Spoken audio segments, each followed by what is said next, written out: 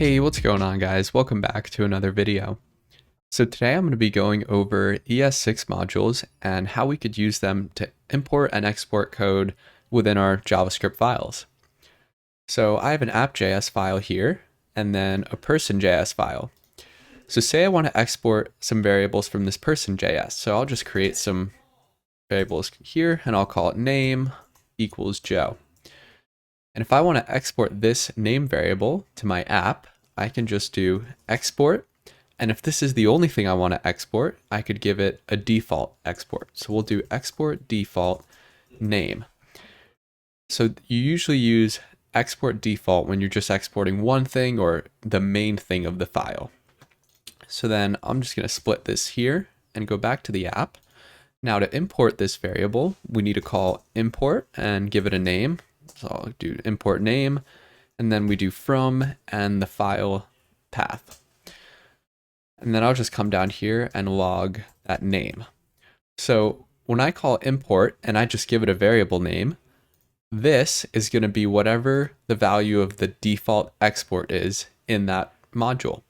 So right now the default export is this name string. So this name should be that string. So if I just run the app, I need to do .js here. If I just run this, you should see Joe. So since this is the default export and this is just returning the value, I could just call it whatever I want. So I could just do XYS and run it and it still works. So when there's a default export, you can name it to whatever you want. But say we wanted to export something else like age. So I could do const age equals 10, and I can't do export default again because it'll have two default exports and that wouldn't work. So instead I can just give it a normal export and just do export const age equals 10. So I can I'm going to change this back to name. So when I import it like this, I'm still grabbing the default export. But if I want to grab this other export, I need to destructure it like this.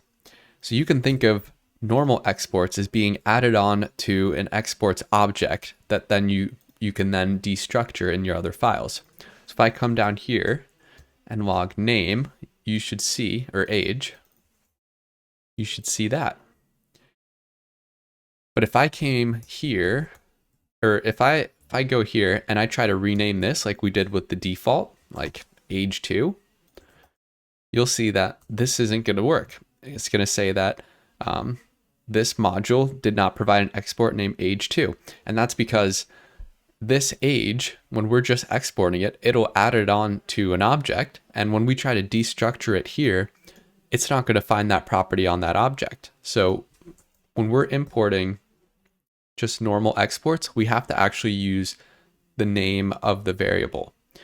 But we could also just rename it like this with a colon, and now that should, or you can do as age 2. That's how you rename with ES6 and run it.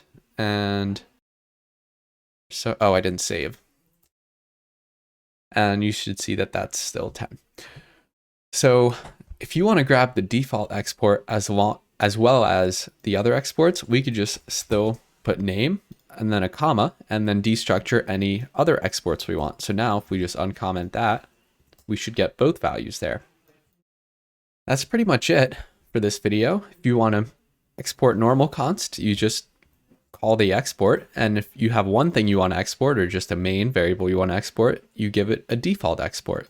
And these are the different ways that you could then import those variables from the module.